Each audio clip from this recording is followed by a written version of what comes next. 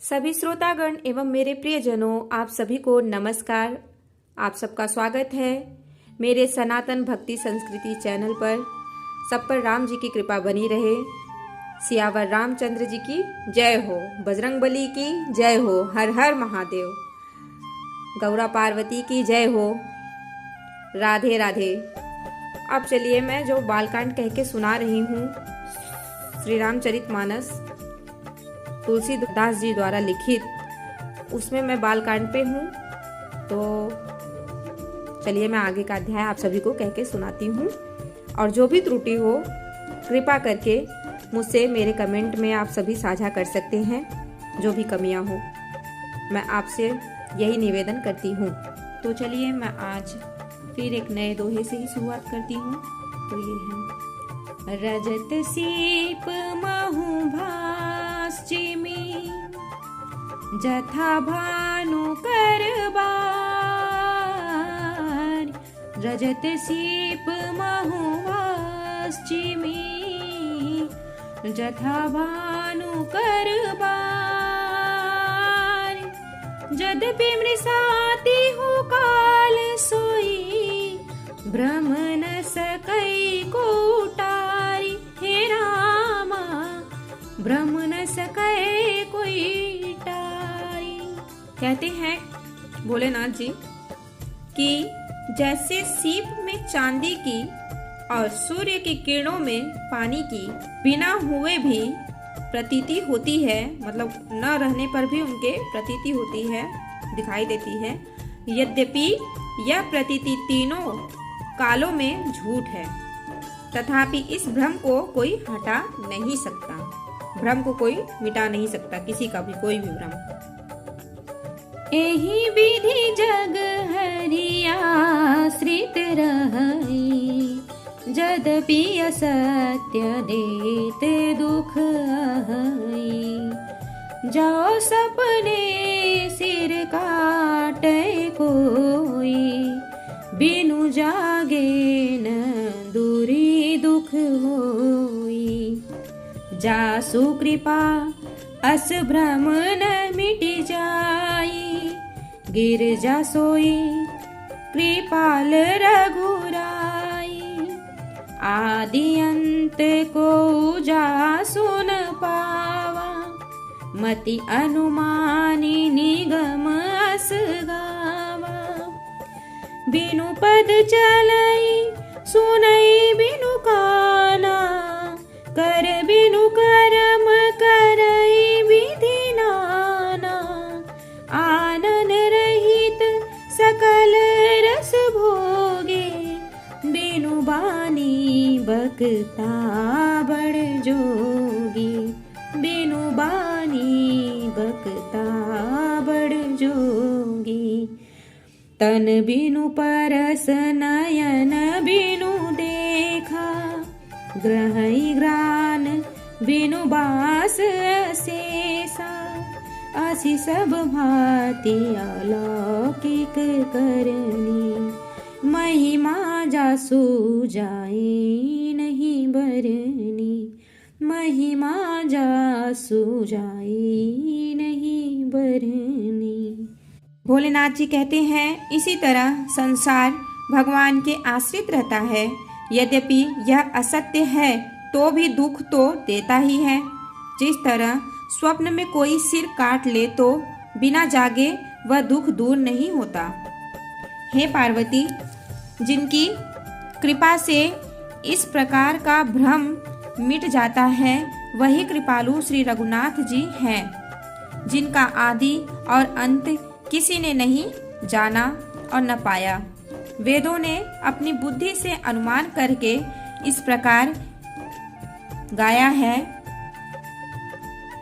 वह ब्रह्म बिना ही पैर के चलता है, बिना ही कान के सुनता है, बिना ही हाथ के नाना प्रकार के काम करता है, बिना मुंह और बिना जीभा के मतलब ही सारे छहों रसों का आनंद लेता है, और बिना ही वाणी के बहुत योग्य वक्ता है। वह बिना ही शरीर त्वचा स्पर्श करता है, बिना ही आँखों के देखता है और बिना ही नाक के सब गंधों को ग्रहण करता है। उस ब्रह्मा की करनी सभी प्रकार से ऐसी अलौकिक है कि जिसकी महिमा कहीं नहीं जा सकती। जेहि इमि गावहि वेद बुध, जाहि धरहि मुनि ध्यान। जेहि इमि गावहि वेद बुध, जाहि धरहि मुनि ज्ञान। सोई दशरथ सुत भगत हित, कौशलपति भगवान हे रामा, कौशलपति भगवान। यहाँ पर इस दोहे का अर्थ, जिसका वेद और पंडित इस प्रकार वर्णन करते हैं और मुनि जिसका ध्यान धरते हैं, वही दशरथ नंदन भक्तों के हितकारी अयोध्या के स्वामी भगवान श्री रामचंद्र जी ही हैं। काशी मरत जंतु अवलोकी, जासु नाम बल करऊं बिसोकी। सोई प्रभु मोर चराचर स्वामी, रघुबर सबहुर अंतर जामी। बिबसहु जासु नाम नर कहहि, जन्म अनेक रचित अगधई। सादर सुमिरन जे नर ना करहि, भव बारिधि गोपद एव तरहि। राम सुपर मात्मा भवानी, तह भ्रम अति अभिहित तव बानी। अस संशय आनत उर माही, ज्ञान विराग सकल गुण जाही। सुनि शिव के ब्रह्म भंजन बचना, मिटी गए सब कुतरक कै रचना। भय रघुपति पद प्रीति प्रतीति, दारुण संभावना बीती। दारुण संभावना बीती। हर हर महादेव। महादेव जी कहते हैं, हे पार्वती, जिनके नाम के बल से काशी में मरते हुए प्राणी को देखकर मैं उसे राम मंत्र देकर शोक रहित कर देता हूँ, मुक्त कर देता हूँ, वही मेरे प्रभु रघु श्रेष्ठ श्री रामचंद्र जी जड़ चेतन के स्वामी और सबके हृदय के भीतर की जानने वाले हैं, और विवश होकर बिना इच्छा के भी जिनका नाम लेने से मनुष्यों के अनेक जन्मों में हुए पाप जल जाते हैं। फिर जो मनुष्य आदर पूर्वक उनका स्मरण करते हैं, वे तो संसार रूपी दुअस्तर समुद्र को गाय के खुर से बने हुए गड्ढे के समान अर्थात बिना किसी परिश्रम के पार कर जाते हैं। गाय बांध दो तो गड्ढा कर देता है, वो बस अपने पैर से चल चल के उस गड्ढे के समान बिना परिश्रम किए बस नाम लेने से राम जी का, भोलेनाथ जी ये कहना चाहते हैं कि राम नाम में ही इतनी शक्ति है। हे पार्वती, वही परमात्मा श्री रामचंद्र जी, उनमें भ्रम देखने में आता है। तुम्हारा ऐसा कहना है अत्यंत ही अनुचित है। इस प्रकार का संदेह मन में लाते ही मनुष्य के ज्ञान, वैराग्य आदि सारे सद्गुण नष्ट हो जाते हैं। शिव जी के भ्रमनाशक वचनों को सुनकर पार्वती मैया सब कुतर्कों की रचना मिट गई। श्री रघुनाथ जी के चरणों में उनका प्रेम और विश्वास हो गया और कठिन असंभावना जिसका होना संभव नहीं है ऐसा मिथ्या कल्पना जाती रही। पुनि पुनि प्रभु पद कमल गही, जोरी पंकरुह पान। पुनि पुनि प्रभु पद कमल गही, जोरी पंकरुह पानी, बोली गिरिजा वचन बर, मनहु प्रेम रस सानी। हे रामा मनहु प्रेम रस सानी।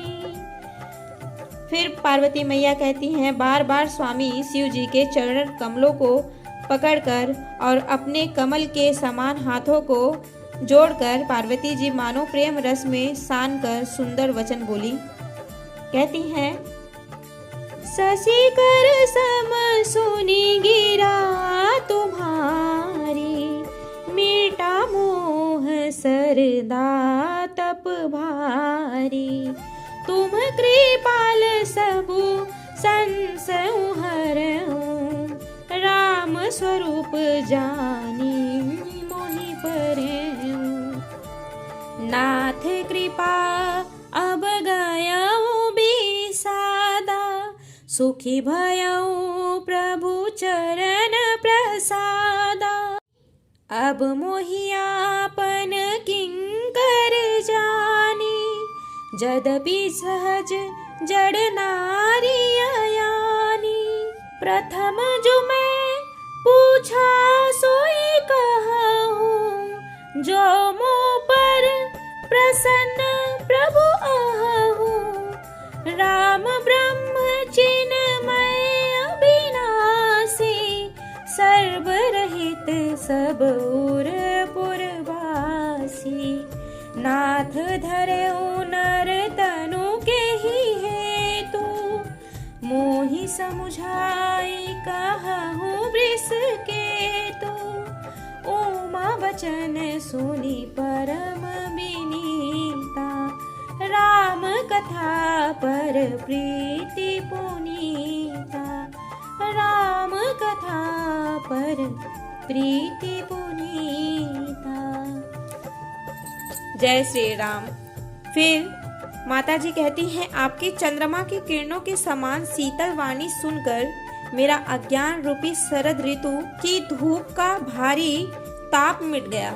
हे कृपालु, आपने मेरा सब संदेह हर लिया। अब श्री रामचंद्र जी का यथार्थ स्वरूप मेरी समझ में आ गया। हे नाथ, आपकी कृपा से अब मेरा विषाद जाता रहा और आपके चरणों के अनुग्रह से मैं सुखी हो गई। यद्यपि मैं स्त्री होने के कारण स्वभाव से ही मूर्ख और ज्ञानहीन हूँ, तो भी अब आप मुझे अपनी दासी जानकर, हे प्रभु, यदि आप मुझ पर प्रसन्न हैं तो जो बात मैंने पहले आपसे पूछी थी वही कहिए। यह सत्य है कि श्री रामचंद्र जी ब्रह्मा हैं, चिन्मय ज्ञान स्वरूप हैं, अविनाशी हैं, सबसे रहित और सबके हृदय रूपी नगरी में निवास करने वाले हैं। फिर हे नाथ, उन्होंने मनुष्य का शरीर किस कारण से धारण किया? हे धर्म की ध्वजा धारण करने वाले प्रभु, यह मुझे समझा कर कहिए। पार्वती के अत्यंत नम्र वचन सुनकर और श्री रामचंद्र जी की कथा में उनका विशुद्ध प्रेम देखकर भोलेनाथ जी कहते हैं, हिय हर से कामारी तब शंकर सहज सुजान। हिय हर से कामारी तब शंकर सहज सुजान। बहुविधि उमहि प्रशंसी पुनीत, बोले कृपा निधान। हे रामा बोले कृपा निधान। तब कामदेव के शत्रु स्वाभाविक ही सुजान कृपा निधान शिव जी मन में बहुत ही हर्षित हुए और बहुत प्रकार से प्रसन्न हो गए। पार्वती जी की बड़ाई करके वो फिर बोले, यहाँ पर देखिए, यहाँ पे चौथा विश्राम, पहला विश्राम, मास परायण, यहाँ पे पहुँच गई। कहते कहते राम जी की कथा सुनो, शुभ कथा भवानी, रामचरित मानस बिमल रामा। कहा भुसुंडी बखानी सुना, बिहग नायक गरुण रामा। सो संवाद उदार जिहि विधि भा आगे कहब का रामा। सुनहु राम अवतार चरित परम सुंदर अनग जय रामा। परम सुंदर अनग श्री रामा। कहते हैं, हे पार्वती, निर्मल रामचरितमानस की वह मंगलमयी कथा सुनो जिसे काक भुसुंडी ने विस्तार से कहा है और पक्षियों के राजा गरुड़ जी ने सुना था। वह श्रेष्ठ संवाद जिस प्रकार हुआ वह मैं आगे कहूँगा। अभी तुम श्री रामचंद्र जी के अवतार का परम सुंदर और पवित्र पापनाशक चरित्र सुनो। हरि गुण नाम अपार, हरि गुण नाम अपार कथारो। रूप गणित अमित श्री रामा। मैं निज मति अनुसार कहूँ, उमा सादर सुनहूँ श्री रामा। उमा सादर सुनहूँ रामा। जय श्री राम। कहते हैं, श्री हरि के गुण नाम कथा और रूप सभी अपार अगणित और असीम है। फिर भी हे पार्वती, मैं अपनी बुद्धि के अनुसार कहता हूँ, तुम आदर पूर्वक सुनो।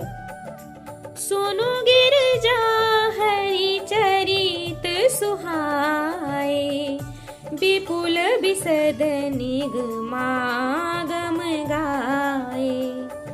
हरि अवतार है तुझ ही होई। इद मिथम कही जाए न सोई। राम अतर्क्य बुद्धि मन बानी। मत हमार अस सुनहि सयानी। तदपि संत मुनि वेद पुराना। जस कछु कहि स्वमति अनुमाना। तस मैं सुमुखी सुनावहु तोहि। समुझि परई जस कारण मोहि। जब जब होई धर्म कै हानि। बाढ़हि असुर अधम अभिमानी। करहि अनीति जाई नहीं बरनी। सिरहि विप्र धेनु सुर धरनी। तब तब प्रभु धरि विविध शरीरा। हरहि कृपा निधि सज्जन पीरा। हरहि कृपा निधि सज्जन पीरा। जय श्री राम। कहते हैं, हे पार्वती सुनो। वेद शास्त्रों ने श्री हरि के सुंदर विस्तृत और निर्मल चरित्रों का गान किया है। हरि का अवतार जिस कारण से होता है वह कारण बस यही है ऐसा नहीं कहा जा सकता। अनेकों कारण हो सकते हैं और ऐसे भी हो सकते हैं जिन्हें कोई जान ही नहीं सकता। हे सयानी सुनो, हमारा मत तो यह है कि बुद्धि मन और वाणी से श्री रामचंद्र जी की तर्कना नहीं की जा सकती, मतलब तर्क नहीं लगाया जा सकता। तथापि संत मुनि वेद और पुराण अपनी अपनी बुद्धि के अनुसार जैसा कुछ कहते हैं और जैसा कुछ मेरी समझ में आता है, हे सुमुखी, वही कारण मैं तुमको सुनाता हूँ। जब जब धर्म का हास होता है और नीच अभिमानी राक्षस बढ़ जाते हैं और वे ऐसा अन्याय करते हैं कि जिसका वर्णन नहीं हो सकता, तथा ब्राह्मण गौ देवता और पृथ्वी कष्ट पाते हैं, तब तब वे कृपा निधान प्रभु भांति भांति के दिव्य शरीर धारण कर सज्जनों की पीड़ा हरते हैं।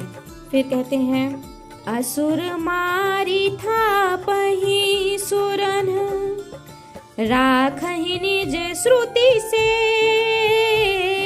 तू। असुर मारी था पही सुरन, राखहि निज श्रुति से तू। जग विस्तार ही विसद जस, राम जन्म कर हेतु। हे रामा, राम जन्म कर हेतु। कहते हैं, वे असुरों को मारकर देवताओं को स्थापित करते हैं, अपने स्वस्वरूप वेदों की मर्यादा की रक्षा करते हैं और जगत में अपना निर्मल यश फैलाते हैं। श्री रामचंद्र जी के अवतार का यह कारण है। सोई जस गाई भगत भवतरहि, कृपा सिंधु जनहित तनु धरहि। राम जन्म के हेतु अनेका, परम विचित्र एक तेका। जन्म एक दुई कहूँ बखानी, सावधान सुनु सुमति भवानी। द्वारपाल हरि के प्रिय दो, जय अरु विजय जान सबको। विप्र श्राप ते दोनों भाई, तामस असुर देह तिन्ह पाई। कनक कसीपु अरु हाटक लोचन, जगत विविदित सुरपति मद मोचन। विजयी समर वीर विख्याता, धरि बराह बपु एक निपाता। होई नर हरि दूसर पुनि मारा, जन प्रहलाद सुजस विस्तारा। जन प्रहलाद सुजस विस्तारा। जय श्री राम। कहते हैं, उसी यश को गा गा कर भक्तजन भवसागर से तर जाते हैं। कृपा सागर भगवान भक्तों के हित के लिए शरीर धारण करते हैं। श्री रामचंद्र जी के जन्म लेने के अनेक कारण हैं, जो एक से बढ़कर एक हैं, विचित्र हैं। हे सुंदर बुद्धि वाली भवानी, मैं उनके 2-1 जन्मों का विस्तार से वर्णन करता हूँ, तुम सावधान होकर सुनो। श्री हरि के जय और विजय 2 प्यारे द्वारपाल हैं, जिनको सब कोई जानते हैं। उन दोनों भाइयों ने ब्राह्मण सनकादि के शाप से असुरों का तामसी शरीर पाया। एक का नाम था हिरण्यकश्यपु और दूसरे का नाम हिरण्याक्ष। ये देवराज इंद्र के गर्भ को छुड़ाने वाले सारे जगत में प्रसिद्ध हुए। वे युद्ध में विजय पाने वाले विख्यात वीर थे। इनमें से एक हिरण्याक्ष को भगवान ने वराह सुअर का शरीर धारण करके मारा। फिर दूसरे हिरण्यकश्यपु को नरसिंह रूप धारण करके वध किया और अपने भक्त प्रहलाद का सुंदर यश फैलाया। जय श्री राम। हर हर महादेव। आप सभी को मैं निवेदन करती हूँ कि जो भी त्रुटि हो कृपा करके कमेंट में साझा करें और मैं अब यहीं पे विश्राम लेती हूँ। आगे का मैं अगले अध्याय में सुनाऊंगी। आप सभी को नमस्कार, धन्यवाद।